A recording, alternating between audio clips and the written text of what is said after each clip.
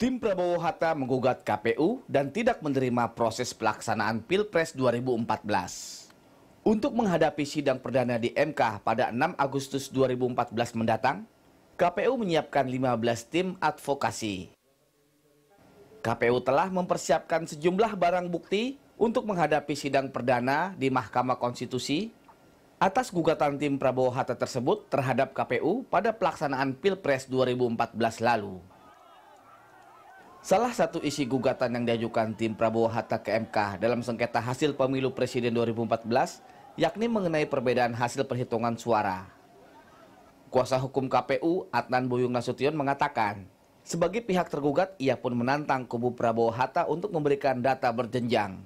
Data berjenjang tersebut yakni data dari TPS, kelurahan, kecamatan, kabupaten kota, provinsi hingga nasional. Adnan juga mempertanyakan 10 daerah yang dipersoalkan tim Prabowo Hatta, namun tidak disebutkan penyebab permasalahannya. Ya pemirsa, langsung saja kita diskusikan persoalan itu. Bersama saya telah hadir di studio Ketua Perludem yaitu Didi Supriyanto. Mas Didi, terima kasih bergabung sama kami. Selamat Apa pagi. kabar? Sehat? Kabar baik, sehat. Mudah-mudahan bukan gejala pokoknya saya jatuh gitu. Tapi yang penting semua sehat, dunia politik juga sehat. Ya, ada gejala apa ini ketika nanti tanggal 6 itu MK sudah mulai melakukan proses sidang dan titik kritis kedua seperti kata Presiden SBY adalah tanggal 21 atau 20 Agustus ya, pada saat pengumuman hasil keputusan MK. Ya. Arahnya kemana kalau menurut Anda, Mas Didi? Ya, kalau kita lihat proses pemilunya, sebetulnya kan pemilu presiden kali ini berjalan lebih baik dibandingkan 2009, bahkan dibandingkan 2004 masih lebih baik. Jadi ini pemilu presiden paling baik lah di antara 3 pemilu yang sudah kita lakukan.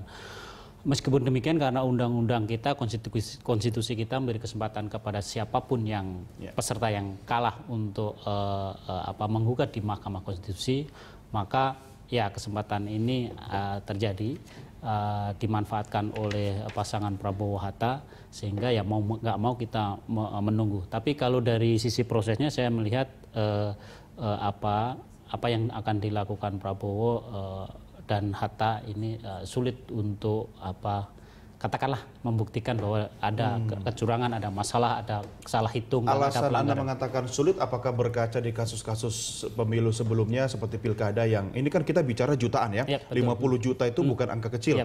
Tapi kasus pilkada ada yang cuma 100.000 gitu kan, itu juga susah gitu. Ya, itulah makanya kalau kita lihat prosesnya kan berjalan baik ya, berjalan baik di mana semua orang bisa mengontrol, semua orang bisa melihat dan KPU saya kira bekerja lebih baik ya. Tinggi di sini. Oleh karena itu kita kan tinggal mau menunggu bukti apa yang akan dibawa oleh Prabowo dan Hatta 10 truk ini. Katanya. Ya, awalnya 10 terus kemudian awalnya 15 malah kemudian 10, tapi itu kan biasalah TikTok di media saya kira biasa-biasa aja. Nah, yang terpenting adalah sekarang saya melihat ada 3 masalah ya di gugatan ini. Pertama adalah menyangkut status gugatan ini seperti apa, bagaimana, karena kan kita lihat Prabowo secara resmi menyatakan dia telah menarik diri dari proses pemilu presiden, penghitungan suara dan lain-lain. Nah, apakah Mahkamah Konstitusi menghitung ini bagian dari aktivitas ini? Kalau misalnya Mahkamah Konstitusi melihat bahwa menyatakan bahwa Prabowo memang sudah menarik diri, ya dia nggak punya kesempatan untuk menggugat. Itu satu pertanyaan. Yang kedua adalah soal pelanggaran yang dimaksud dengan sistematis, terstruktur, dan masif itu seperti apa. Ini memang sebuah pelanggaran yang sangat-sangat sulit dibuktikan dibandingkan dengan jenis gugatan masalah ketiga, yakni ada selisih suara. Kan antara Prabowo dan Jokowi ini kan selisihnya sekitar 8,5 juta. Nah, artinya kalau pengen menang, Prabowo Hatta ini harus menunjukkan ada sekitar 4 juta lebih suara yang menjadi hak dia, tetapi oleh KPU dihitung ke Jokowi. Nah, dia bisa membuktikan ini apa tidak, dan tentu bukan hal yang mudah karena angka 4,5 juta bukan angka yang kecil. Di pilkada saja sebagai Anda sampaikan tadi, angka ratusan ribu, puluhan ribu, bahkan ribuan saja susah. Siapa tahu ada mujizat untuk kasus pilpres. Ya, kalau mukjizat itu kan biasanya kalau kita percaya sama Mourinho, dia bilang keajaiban itu biasanya diberikan kepada mereka yang bekerja keras. Nah itu dia. Tapi begini Mas, Anda kan tadi mengatakan ada 3 hal. Terkait yang pertama status gugatan. Sebenarnya pada waktu pengumuman rekapitulasi, Prabowo menarik diri. Jadi dia cuma menarik diri pada saat pengumuman rekapitulasi. Jadi sebenarnya nggak mempunyai makna signifikan terhadap proses pilpres itu sendiri. Tapi pertanyaan berikutnya adalah, ketika aksi-aksi tersebut dilakukan pada saat ini sedang melalui sebuah proses politik yang cukup genting dalam tanda petik gitu kan.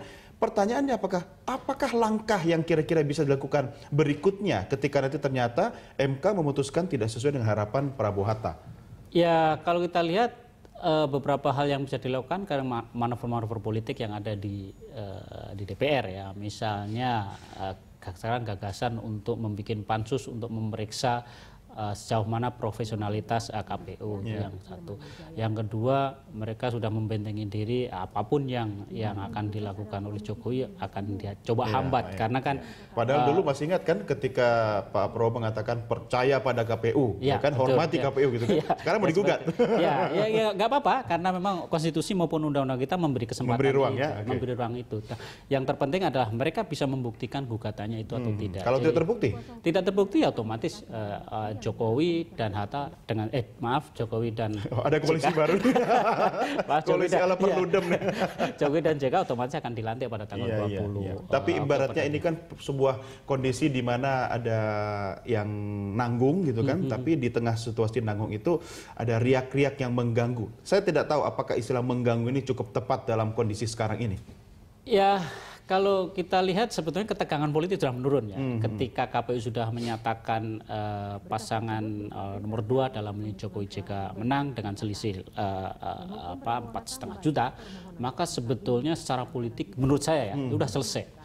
Memang ada upaya untuk menggugat dan lain-lain, tetapi itu bagian akhir dari menuju ending lah. Gitu ya. Tapi kan ada hak yang diberikan kepada capres-capres kan, betul, ada ruang, kemudian ada betul. regulasi. Tetapi kan kita lihat karena proses pemilunya berjalan baik, kemudian semua orang bisa mengikuti proses ini, di mana ya memang di sana sini ada masalah, tetapi masalah itu cukup signifikan tidak buat pasangan nomor 1 ini untuk membalikkan keadaan. Saya kira tidak cukup. Atau mungkin gini Mas Edi, ketika kita bicara perolehan suara dari sisi persentase yang memang dibilang beda-beda tipis gitu kan? Beda tipis dalam persentase. Dalam persentase. Tapi gitu dalam angka real kan gede itu, 4,5 juta gitu. Itu bukan 8,5 juta, itu bukan angka yang kecil. Artinya supaya dia bisa menang, dia harus bisa menunjukkan ada sekitar 4,5 juta yang mestinya hak saya, ternyata oleh KPU diberikan kepada. Akhirnya kita bicara barang bukti gitu kan. Tapi ada satu hal yang menarik ketika beberapa hari sebelumnya LSN yang mengaku sebagai lembaga survei yang memenangkan Prabowo Hatta sebelumnya, ternyata mengaku keliru gitu kan. Ini MK kira-kira membuat ini sebagai satu kondisi yang diperhatikan nggak? Nggak, saya kira sih MK fokusnya pada 3 hal tadi ya.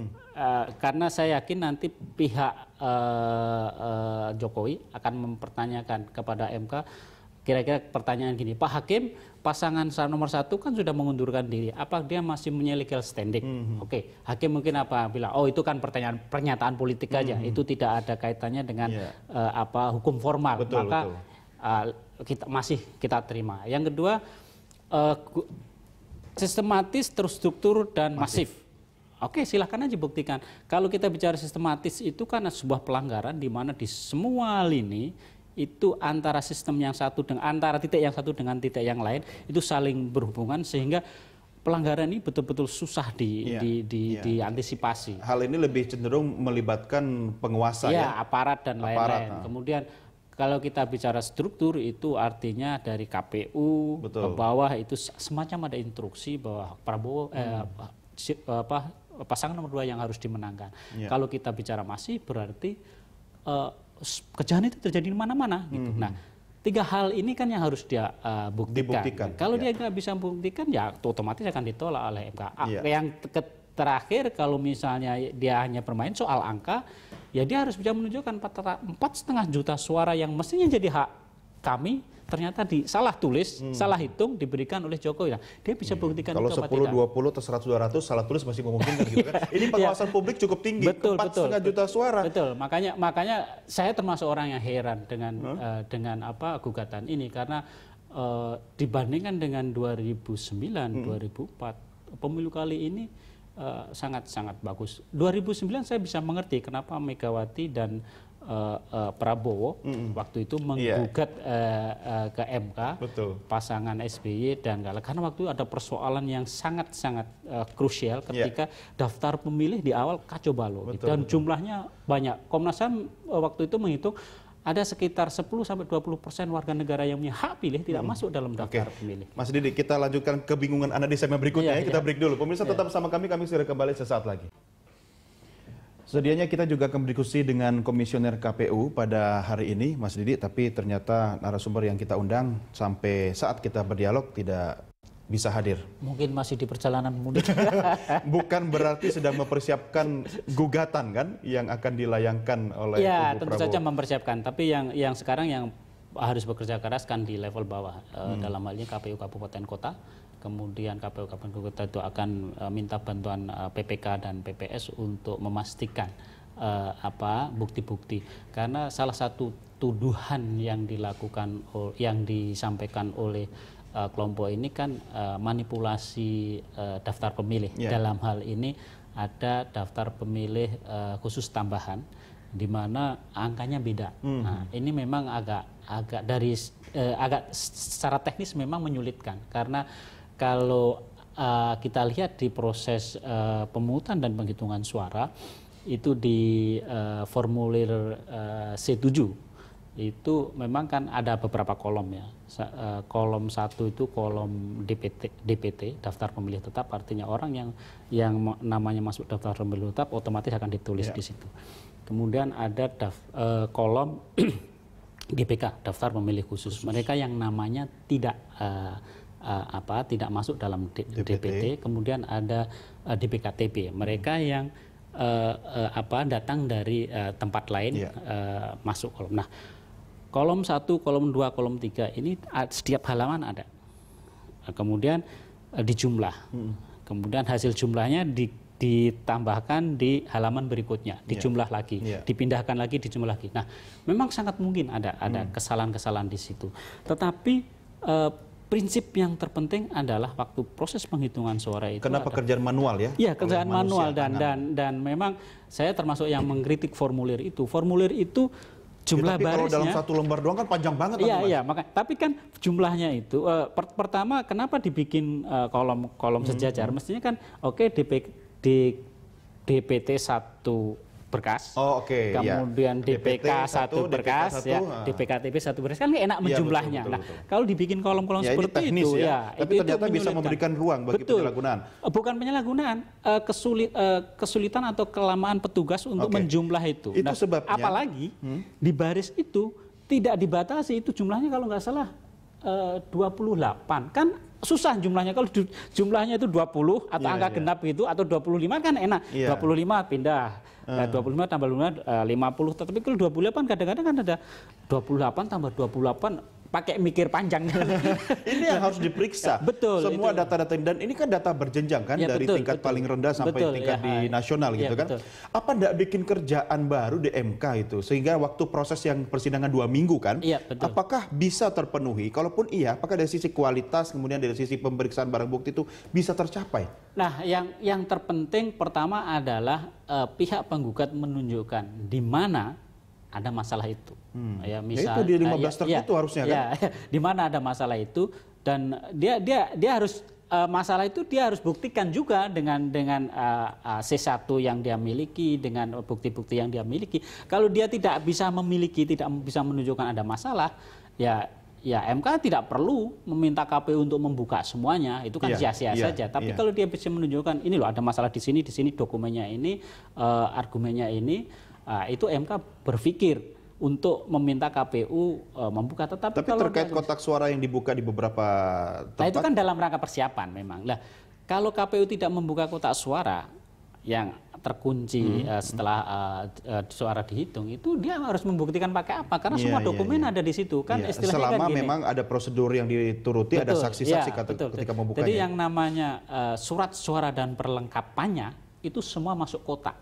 Jadi surat suara terpakai, surat suara nggak terpakai, surat suara cadangan, terus berita acara dan lampiran-lampirannya C1 sampai C7 tadi itu semua ada di dokumen lah. Kalau itu nggak dibuka gimana KPU bisa membuktikan? Oke, Mas Didi, saya akan coba dari perspektif yang lain. Seolah-olah Anda dari tim sukses Prabowo Hatta.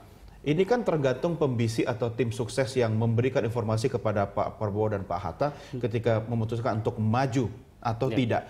Mekanisme diatur, hak dan ruang ada bagi para calon gitu kan. Tapi kan kita bisa berhitung. Apa yang membuat seseorang itu berhitung bahwa saya pasti menang atau ini hanya keniscayaan atau kesia-siaan saja. Atau ini adalah sebuah proses pembelajaran politik bagi semua orang bahwa ini yang harus kita lalui. Kalau saya melihat mundurnya Pak Mahfud MD dari tim pemenang. Jangan lupa mantan ketua MK loh ini kan. Beliau masih bilang saya masih bagian dari tim. Tetapi ketika dia menyatakan tidak ikut terlibat dalam proses berikutnya itu sebetulnya sebuah pertanda bahwa sebetulnya Pak Mahfud sebagai orang yang tahu persis proses gugatan di MK, dia tahu persis bahwa ini bisa pekerjaan berhitung sia-sia. Dia bisa pekerjaan sia-sia. Cuman mungkin dari kalkulasi politik lain. Kalkulasi politik saya sendiri nggak tahu pertimbangannya, tapi mungkin masih ada harapan dengan tekanan-tekanan semacam ini pihak KPU bisa ragu, pihak MK bisa ragu, mungkin saja seperti itu. Tetapi menurut saya karena prosesnya ini dilihat orang banyak, agak susah mengharapkan hal-hal yang mustahil seperti itu gitu. Iya, tapi mustahil dari kacamata kita atau orang kebanyakan. Tapi dari kacamata sebagian orang yang ternyata berkoalisi di Merah Putih, mungkin banyak cara yang bisa dilalui. Termasuk ekstra parliamentary misalnya. Ya, itu yang menurut saya di sini akal sehat penting gitu ya. Politik bagaimanapun meskipun itu melibatkan emosi, tetapi akal sehat penting dan akal sehat itu kan rujukannya aturan main. Kalau aturan mainnya hukumnya itu bilang seperti ini, ya harus kita ikuti dong. Kan akal sehat ini berarti orang waras ya? Iya. Anda percaya masih ada orang waras? Mestinya banyak orang waras di sana kan. Tetapi, di sana mana? Ya di kubu Prabowo Jokowi. Kalau di MK wajib kita berharap kan itu pintu terakhir. Yang mencoba menjelaskan, memperhitungkan berbagai macam kemungkinan. Yang saya sendiri nggak tahu sebetulnya. Mungkin dia punya data-data, mungkin dia punya dokumen, saya nggak tahu. Tetapi kalau tidak punya data, tidak punya dokumen, dan kemudian nekat melakukan ini, menurut saya ini saran yang tapi kan itu harus dibuka ke publik semua data dan dokumen itu. Betul, makanya kan meskipun itu hanya TikTok di media ya, awalnya bilang 15 truk, terus kemudian 10 truk, terus kemudian tahu-tahu itu pun banyak yang salah ketik. Nah, seperti itu kan dari awal kita sudah melihat enggak persiapannya, paling tidak kalau mau berprasangka baik, persiapannya kurang bagus. Oke, Mas Didi, saya harus mengakhiri diskusi kita, tapi ada satu harapan ketika proses politik berlangsung tanah air kita, ini adalah sebuah proses yang panjang untuk pendewasaan politik bangsa Indonesia, dan kalau kita bicara kualitas, mungkin kita harus melalui seperti ini kan. Apa yang bisa Anda sampaikan kepada tim Prabowo Hatta dan juga kepada teman-teman di MK agar lebih arif dan bijaksana menghadapi situasi sekarang ini? Ya, pertama pihak kubu Prabowo Hatta dalam hal ini para kuasa hukumnya harus clear bisa membuktikan bahwa memang ada pelanggaran, apakah itu menyangkut pelanggaran yang sistematif terstruktur dan masif atau pelanggaran dalam bentuk salah hitung oleh KPU. Nah, kalau dia bisa secara clear bisa menunjukkan itu, saya kira kita juga semua mengapresiasi. Dan saya yakin-yakinnya MK juga akan tahu persis apa yang harus dilakukan dengan melihat data, dokumen dari kedua pihak dan juga pihak terkait dalam hal ini Jokowi, mereka akan bisa memberikan putusan yang terbaik. Oleh karena itu bagi masyarakat luas ya santai-santai saja melihat ini. Karena prosesnya sudah cukup. Yang nggak santai yang nanti khawatir kalau kalah gitu kan. Ya kalah menang dalam kompetisi kan biasa, kan agak susah kalau sementara kursinya cuma sepasang. Masa Indonesia dibagi dua atau di shift-shift aja Mas. Jadi ada sebuah joke dalam politik, kalah menang soal biasa, berani kalah, berani menang, tapi nggak berani miskin katanya. Betul. Oke, Mas Didi, mudah-mudahan kita dapatkan hasil yang terbaik dan ini warna bajunya bukan warna koalisi kan? Abu. saya kelompok pemantau dari independen aja. Oke, Ya, kita sama media juga sama-sama mengawasi tetap jalannya proses ini. Terima kasih Mas Didi. Terima kasih. Sampai ketemu lagi, sukses buat Anda. Pemirsa, demikian dialog kita. Jangan kemana-mana, tetap bersama kami segera kembali.